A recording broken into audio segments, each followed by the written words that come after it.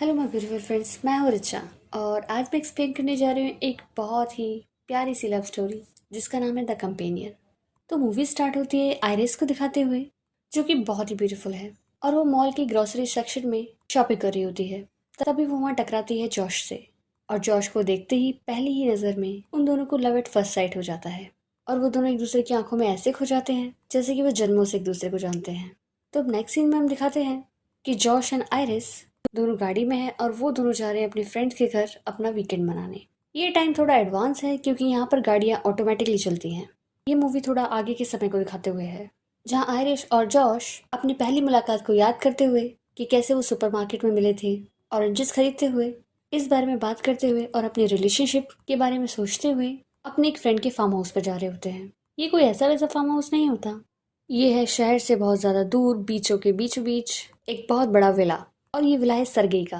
अब हम उस पर कौन कौन है उसका मैं इंट्रोडक्शन दे देती हूँ। सबसे पहले सरगेई, जो दिखने में एकदम माफिया जैसा लगता है, और ये फार्म हाउस या पेंट हाउस उसी का है। उसकी गर्लफ्रेंड है कैट और ये पक्की गोल्ड डिगर है। इसके सिवा इसके दो फ्रेंड और, इसका नाम है सैम एंड इलाई। एंड ये दोनों गे कपल हैं। अब यहाँ आयरिस जॉश के फ्रेंड के साथ वीकेंड मनाने के नाम पर ही काफी स्ट्रेस में लगती है, क्योंकि कैट हमेशा से टफ लुक्स देती है। अब वो बिल्कुल नहीं चाहती कि वो उसके फ्रेंड्स के साथ वीकेंड मनाए, लेकिन जॉश इंसिस्ट करता है, इसीलिए वो भी आ जाती है। फार्म हाउस के अंदर एंटर होते ही कैट हमेशा की तरह आयरिस को इग्नोर करते हुए जॉश से मिलती है। इसके बाद सैम एंड इलाई से, और ये दोनों बहुत ही कड़ली होते हैं, जो आयरिस को वेलकम फील कराते हैं। और इसके बाद सरगे से, और हम यहाँ देख पाते हैं कि सरगे की नजरें आयरिस को लेकर कुछ अच्छी नहीं हैं, और उससे बात करते हुए आयरिस बहुत ही अनकंफर्टेबल फील करती है। अब क्योंकि वो जॉश को खुश देखना चाहती थी, इसलिए वो भी खुश होने की एक्टिंग करती है। इसके बाद सब अपने अपने रूम में जाते हैं और आयरिस नहाने के लिए चली जाती है, जहाँ वो अपने सूटकेस में एक नाइफ को देखती है जो उसे याद ही नहीं कि उसने कब रखा। अब फ्रेश होने के बाद सारे दोस्त मिलकर डिनर करते हैं, जहाँ सैम और इलाई एक दूसरे की स्टोरी बताते हैं कि वो लोग कैसे मिले। जहाँ सैम बताता है कि वो लोग पार्टी में थे और ये कॉस्ट्यूम पार्टी थी, जहाँ पर इलाई डायनासोर की ड्रेस में था और गलती से सैम ने उसकी पूंछ पर पैर रख दिया था। और बस दोनों ने एक दूसरे को देखा और उन्हें भी प्यार हो गया।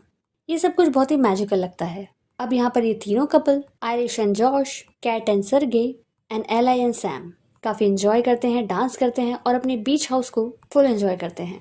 अब यहाँ पर कैट जो होती है वो काफी बोल्ड है और वो बार बार जॉश को अपनी तरफ खींचने की कोशिश करती है, जिससे आयरिस बहुत अनकंफर्टेबल फील करती है और वो जॉश को साथ लेकर सोने चली जाती है। अब वो रात को जॉश से बात करने की कोशिश करती है कि उसे कैट से मिलकर अच्छा नहीं लगता और उसे समझ नहीं आया कि कैट ने उसे ऐसा क्यों कहा कि एक दिन तुम मुझे रिप्लेस कर दोगी, जिसका जॉश कोई जवाब नहीं देता, बस उसे कहता है गो टू स्लीप, और वो सो जाती है।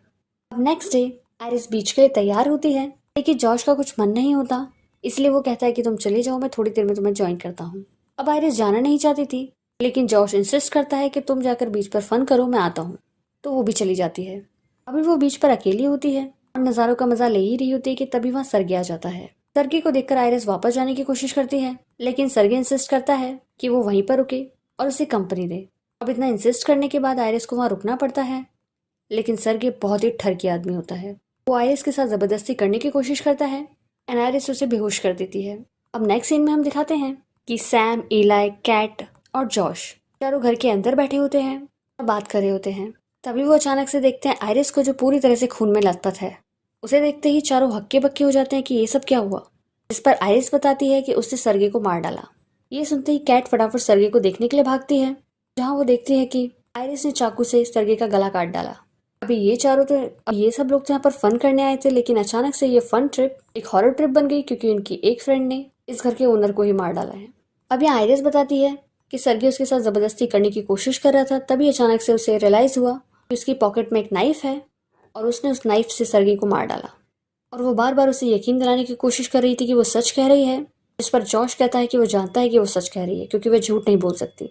यहाँ पर आयरिस बहुत ज्यादा पैनिक करती है, तभी जॉश कहता है गो टू स्लीप, और ये कहते ही आयरिस एक रोबोट की तरह पॉज हो जाती है। और यहाँ आता है बहुत बड़ा शौक कि जिसे हम इंसान समझ रहे हैं वो असल में इंसान नहीं, एक रोबोट है। और ये रोबोट होते हैं कंपेनियन रोबोट्स। दरअसल आने वाले टाइम में लोगों को इतने ज्यादा ट्रस्ट इशू हो गए हैं कि वो किसी इंसान के साथ रहना ही नहीं चाहते, इसीलिए वो लोग एक रोबोट ऑर्डर करते हैं जिसे कंपेनियन रोबोट कहा जाता है। अब थोड़ी देर बाद जॉश आयरिस को बांध देता है और तुरंत ही उसे जागने के लिए कहता है। जागते हुए आयरिस बहुत पैनिक होती है, जिस पर जॉश उसे समझाता है कि उसकी कोई गलती नहीं, वो तो सिर्फ एक रोबोट है। अब आयरिस को तो इस बात पर यकीन ही नहीं होता, क्योंकि वो तो एक इंसान समझती है खुद को। जहाँ जॉश उसे बताता है कि वो कैसे मिले। जॉश ने उसे ऑर्डर, उसके पास एक टैब है जिससे वो आयरिस की सारी हरकतें, उसकी आंखों का कलर, वॉइस, यहाँ तक कि उसकी लैंग्वेज और सारी कमांड्स एक्सेस कर सकता है और वो जैसा चाहता है आयरिस वैसा ही रिएक्ट करेगी। यहाँ पर इन रोबोट्स के अंदर एक सेफ्टी फीचर भी डाला गया होता है जिससे वो किसी इंसान या किसी जानवर को नुकसान ना पहुंचा पाए। उसके साथ एक यूजर मैनुअल भी दिया गया होता है कि उसे ऑपरेट कैसे करना है। उनकी कान के पीछे एक बटन है जिसे दबाते ही वो रीसेट हो जाते हैं। और इसी तरह से कंपनी वालों ने सब कुछ समझाकर जॉश से डॉक्यूमेंट पर साइन कराए और एक लव लिंक क्रिएट करने के लिए कहा। ये लव लिंक एक ऐसी स्टोरी होती है जो रोबोट के दिमाग में डाली जाती है ताकि वो खुद को इंसान समझे और इंसान जैसा ही बिहेव करे। यहाँ पर जॉश ने भी ऐसा ही किया। उसने मेन्यू में से एक स्टोरी चुनी जहाँ पर वो सुपरमार्केट में मिले और एक दूसरे से प्यार हो गया। अब आयरिस को तो यकीन ही नहीं होता कि वो एक रोबोट कैसे हो सकती है। वो सब कुछ फील कर पाती है जो उसके साथ होता है, जिस पर जॉश उसके सामने ही उसकी लैंग्वेजेस और उसके फीचर्स चेंज करके दिखाता है। अब तो आयरिस की एकदम दुनिया ही बदल गई क्योंकि उसे तो यकीन ही नहीं हुआ कि अचानक से उसके साथ क्या हुआ। फिर वो आयरिस को समझाता है कि इसमें तुम्हारी कोई गलती नहीं, ज़रूर तुम्हारे अंदर कोई वायरस आ गया है जिसकी वजह से तुमने ऐसा किया। हम तुम्हें रीसेट कर देंगे और सब कुछ ठीक हो जाएगा। इतने में ही कैट वहाँ पर आ जाती है जो कि आयरिस पर बहुत गुस्सा होती है, जिसे जॉश साइड में लेकर जाता है, उसे समझाने की कोशिश करता है। और यहाँ हम देखते हैं कि इन दोनों के बीच भी कुछ फिशी चल रहा है। और यहाँ हम देखते हैं कि एक्चुअली ये कैट और जॉश का ही प्लान होता है आयरिस के हाथों सर्गे का खून कराने का, क्योंकि वो चाकू ऐसे ही आयरिस की जेब में नहीं आ गया था, ये जॉश ने उसकी जेब में डाला था और उसी ने उसके फीचर्स के साथ छेड़खानी की है ताकि वो सर्गे को मारकर उसकी दौलत हड़प पाए। अब आयरिस समझ जाती है कि जॉश का प्लान है उसे रीसेट कर कर उसे फैक्ट्री वापस भेज देने का, इसीलिए वो किसी भी तरह से खुद को उसी चाकू की मदद से छुड़ा कर भाग जाती है और वो साथ में टैब भी ले जाती है, वरना जॉश उसे 1 सेकंड में पकड़ लेता। अब जॉश भी कैट के साथ साथ एलाई एंड सैम को भी इस प्लान में शामिल करता है, क्योंकि अभी तक उन दोनों को नहीं पता था कि सर्गे का मर्डर प्लान था। वो लोग चाहते थे कि उन्हें और विटनेस मिल जाए कि ये सब आयरिस ने किया है, इसीलिए अब वो एलाई को अपने प्लान में शामिल करता है और बताता है उसे कि आयरिस एक रोबोट है और हमें उसे पकड़ना होगा। पहले तो एलाई और सैम इस सब के लिए मना करते हैं, लेकिन पैसे देखते हैं उनका भी मन बदल जाता है। अब दूसरी तरफ आयरिस, जो कि जंगलों में भाग चुकी है, वो टैब ओपन करती है और अब वो अपनी सारी सेटिंग्स देखने लगती है। अब वो खुद की आवाज़, आंखों का कलर, सब कुछ चेंज करती है और सबसे पहले वो अपनी इंटेलिजेंस को 100% कर देती है और अपनी वॉइस कमांड भी बंद कर देती है ताकि वो जॉश की बातें सुनकर रुक ना जाए। अब ये चारों भी आयरिस को ढूंढने के लिए जंगल में निकल पड़ते हैं, जहाँ एलाई गन भी ले लेता है और वो और सैम एक डायरेक्शन में और जॉश एंड कैट दूसरी डायरेक्शन में चले जाते हैं। अब हम यहाँ पर देखते हैं जब कैट पूछती है कि तुमने एलाई और सैम को शामिल क्यों किया, जिस पर खुलते हैं दूसरे पत्ते कि दरअसल एलाई का कंपेनियन सैम भी एक रोबोट है और वो इजिली आयरिस को पकड़ सकता है, इसीलिए हमें उसकी मदद की ज़रूरत पड़ेगी। और होता भी ऐसा ही है। सैम एलाई के साथ बहुत ही जल्दी आयरिस तक पहुंच जाता है, लेकिन आयरिस उन्हें देखकर छुप जाती है। यहाँ पर वो सैम और एली को बातें करते हुए सुनती है, जहाँ सैम भी ये मानने के लिए तैयार नहीं था कि वो रोबोट है, लेकिन एलाई उसे यकीन दिलाता है कि वो रोबोट हुआ तो क्या, वो उसे दिल से चाहता है और इन दोनों का बॉन्ड एकदम सच्चे प्रेमियों जैसा है। अब आयरिस इन सबकी बातों का फायदा उठाकर चुपचाप निकलने की कोशिश करती है, लेकिन एलाई उसे देख लेता है और उसे शूट कर देता है और वो खुद को बचाने के चक्कर में नीचे गिर जाती है और उसी के साथ गिर जाता है एलाई भी। और अब एलाई आयरिस पर हमला कर देता है, लेकिन खुद को बचाने के चक्कर में वो एलाई को जान से मार देती है और सैम तो ये सब बस सदमे की तरह देखता ही रह जाता है। उसे समझ ही नहीं आता कि अब वो क्या करे। तभी आयरिस भागते हुए वापस फार्म हाउस तक पहुंचती है, वापस जॉश की कार में बैठ जाती है। अब तक गोली की आवाज़ सुनकर जॉश भी समझ जाता है कि आयरिस वापस फार्म हाउस गई है और वो भी वहाँ पहुँच जाता है। अब ये जो कार होती है वो ऑटोमेटिक होती है, आयरिस से बहुत सारी कमांड्स देती है, लेकिन ये कार एडवांस्ड है, ये विदाउट वॉइस कन्फर्मेशन कुछ नहीं करेगी। अब यहाँ एक तरफ जॉश कार का शीशा तोड़ने में लगा होता है, दूसरी तरफ आयरिस अपनी वॉइस को जॉश की वॉइस के साथ मैच कर लेती है और कार स्टार्ट हो जाती है। लेकिन कार ज़्यादा दूर नहीं जा पाती क्योंकि जॉश उसकी कार चोरी हो गई है ऐसा रिपोर्ट कर देता है, इसलिए कार साइड में रुक जाती है। और तभी वहाँ का डेप्यूटी भी आ जाता है।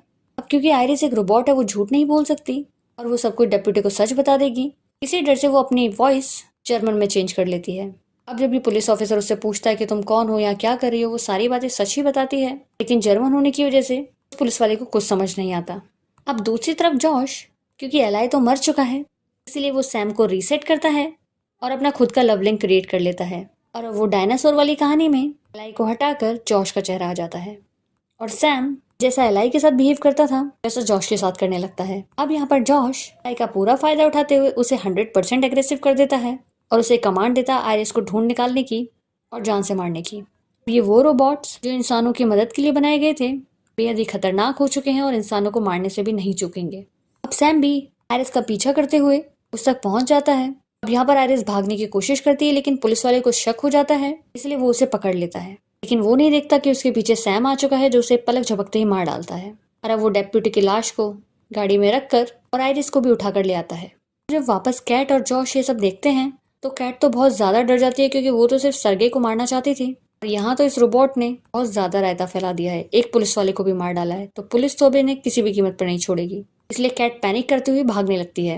अब वो फटाफट बस अपना हिस्सा लेकर चले जाना चाहती है। यहाँ पर जॉश उसे समझाता है कि हमने कुछ गलत नहीं किया, सरगे तो एक माफिया मैन था, हमने उसे मारकर ठीक ही किया। जिस पर कैट रिवील करती है कि ऐसा कुछ नहीं था, सरगे बहुत अच्छा इंसान था और ये सब पैसा उसने फार्मिंग करके कमाया है। उसने तो एक झूठी कहानी जॉश के दिमाग में डाली ताकि जॉश उसे मारने के लिए तैयार हो जाए, लेकिन अब उन्होंने एक पुलिस वाले को भी मार दिया तो वो ट्रबल में आ जाएंगे। अब यहाँ उनके पास 3-3 लाशें हैं। अब ये सब सुनकर जॉश बहुत ज्यादा डर जाता है और वो कैट को रुकने के लिए कहता है, लेकिन कैट तो फटाफट अपना शेर लेकर निकल जाना चाहती थी, इसलिए वो सैम को कमांड करता है कि कैट को रोको। लेकिन सैम 100% एग्रेसिव मोड पर होता है, इसीलिए वो चाकू मार देता है। और अब यहाँ जॉश ने सभी को समाप्त करा दिया है। अब यहाँ जॉश किसी तरह से डिसाइड करता है कि वो इन सबको कैसे मर्डर दिखाएगा। ये सब खून आयरिस ने किए हैं और उसके बाद सारा पैसा लेकर निकल जाएगा। अब यहाँ इन्होंने आयरिस को पकड़कर बांध रखा होता है और उसे टैब भी वापस हासिल कर लिया है, जहाँ पर ये आयरिस का IQ लेवल 0 कर देता है और उसका हाथ भी जला देता है, ये प्रूफ करने के लिए कि वो कुछ फील नहीं कर सकती। वो सिर्फ एक्टिंग करती है कि उसे कुछ फील हो रहा है। अब वो उसे खुद ही शूट करने के लिए कहता है, ये सोचकर कि अगर आयरिस अपने दिमाग में गोली मार लेगी तो उसकी सारी याददाश्त भी चली जाएगी। और होता अब जॉश कंपनी वालों को भी बुला चुका होता है और उसने सैम को डेप्यूटी की ड्रेस पहना दी होती है, जहाँ पर सैम पुलिस वाला बनकर ये कंफर्म करता है कि आयरिस ने ये सारे मर्डर किए हैं। या इस एजेंट को जॉश को देख के कुछ अलग तो लगता है कि शायद उसने उसे पहले कभी देखा है, बट वो उसे पहचान नहीं पाता कि ये उन्हीं का एक रोबोट है। और अब क्योंकि पुलिस को यहाँ पर कोई दिक्कत नहीं, पुलिस खुद गवाही दे रही है कि आयरिस ने ये सारे मर्डर किए हैं, तो यहाँ पर ये आदमी भी मान जाता है और आयरिस को वापस ले जाता है रीसेट करने के लिए। लेकिन जाते जाते वो एक बात जॉश को बोल देता है कि आप टेंशन मत लीजिए, हम सच्चाई का पता लगा ही लेंगे, क्योंकि यहाँ पर हम इन रोबोट्स के पेट के अंदर एक मेमोरी डिवाइस रखते हैं जो कि इनका CPU है, तो इनके साथ जो भी हुआ है वो सब हमें पता चल ही जाएगा। जहाँ पर जॉश कहता है कि उसके तो दिमाग में गोली लगी है तो उसके पास तो कोई मेमोरी होगी ही नहीं। इस पर वो आदमी बताता है कि ऐसा नहीं है, हम इनका CPU इनके पेट में रखते हैं तो सारी मेमोरी पेट के अंदर होती है, ना कि दिमाग के अंदर, और सब कुछ रिकॉर्ड होता है इनके आसपास ताकि हम बाद में देख पाए कि इन रोबोट्स के साथ कोई कुछ गलत तो नहीं कर रहा। अब यहाँ तो जॉश का दिमाग ही घूम जाता है, क्योंकि अगर इन फैक्ट्री वालों को पता चल गया कि इनकी जॉश ने ही आयरिस के साथ छेड़छाड़ की है और सरगे का कत्ल भी उसी ने प्लान किया है, तो मारा जाएगा। इसीलिए अब जॉश सैम को कमांड देता है कि इन दोनों को भी मार डालो, और सैम इन दोनों फैक्ट्री वर्कर्स को मारने के लिए इनकी कार के आगे आ जाता है, इनके ट्रक के आगे आ जाता है। अब ये आदमी सैम को इसीलिए नहीं पहचान पाया था क्योंकि सैम का मॉडल बहुत ही पुराना था और इस कंपनी ने सैम जैसे मॉडल बनाने बंद भी कर दिए थे। अब सैम एक को तो बड़ी इजीली मार डालता है, लेकिन दूसरा बचकर जंगलों की तरफ भागता है। और अब तक इन लोगों ने आयरिस को भी रीसेट पर लगा दिया होता है और उसका भी रीसेट कंप्लीट हो गया होता है और आयरिस वापस जाग जाती है। अब इससे पहले सैम दूसरे को भी मारता, आयरिस आकर उसे रोक लेती है और यहाँ वो सैम को यकीन दिलाती है कि जॉश उसका ट्रू लव नहीं, वो तो सिर्फ उसे यूज कर रहा है, उसका असली लव तो एलाय है। अब सैम उसकी बातों पर पहले तो यकीन नहीं करता, लेकिन जब आयरिस कहती है कि मैं भी एक रोबोट हूँ और मैं झूठ नहीं कह सकती, तो सैम को मानना ही पड़ता है। और जब वो एलाई की लाश देखता है बाकी सबके साथ, तो उसे सब कुछ याद आ जाता है। यहाँ हम देख सकते हैं कि ये रोबोट्स वाकई सिर्फ रोबोट्स नहीं हैं, इनके अंदर भी असली फीलिंग्स हैं। ये भी सब कुछ एकदम असली ही फील करते हैं जैसे कि कोई इंसान करता है। अब सब सच जानने के बाद जॉश उसका यूज ना कर पाए, इसलिए सैम खुद ही खुद को खत्म कर लेता है। और अब आयरिस मदद मांगती है उसी आदमी से कि वो उसके सारे एक्सेस उसे प्रोवाइड कर दे ताकि जॉश उसे कंट्रोल ना कर पाए। अब अपने सारे एक्सेस लेने के बाद आयरिश वापस जॉश के पास जाती है उससे बदला लेने के लिए, लेकिन चाहकर भी वो जॉश को मार नहीं पाती क्योंकि वो अभी भी उससे बहुत प्यार करती है। लेकिन जॉश बहुत ही बेरहमी से आयरिस को बहुत पीटता है, लेकिन लास्ट में जब वो आयरिस को जान से मारने वाला होता है तभी आयरिस जॉश को मार डालती है और अब वो पूरी तरह से फ्री हो जाती है।